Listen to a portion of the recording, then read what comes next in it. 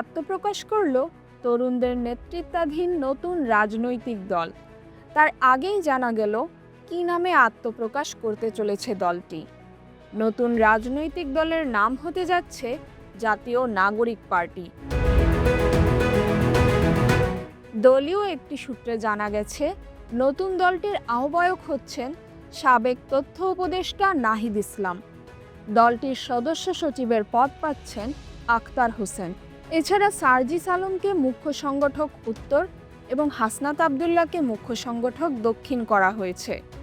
মুখ্য সমন্বয়ক হিসেবে দায়িত্ব পেতে চলেছেন নাসির উদ্দিন পাটোয়ারি, আর যুগ্ম সমন্বয়ক করা হচ্ছে হান্নান মাসুদকে। এছাড়া নতুন দলের দপ্তর সম্পাদক করা হয়েছে সালেহ উদ্দিন সিফাতকে।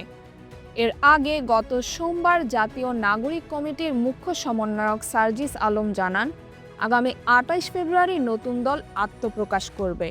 সেদিন তিনি জানান, আত্মপ্রকাশ অনুষ্ঠানে বিভিন্ন রাজনৈতিক দল, শহীদ পরিবার, দেশি বিদেশি কূটনৈতিক, প্রবাসী বাংলাদেশি, ক্ষুদ্র নৃগোষ্ঠী থেকে অভ্যুত্থানের সঙ্গে জড়িত সবাই উপস্থিত থাকবেন। এদিকে এই দলের দায়িত্ব নিতেই অন্তর্বর্তী সরকার থেকে নাহিদ ইসলাম পদত্যাগ করেন। তাহমিনা রহমান, হাফসা, ঢাকা ওয়েস্ট।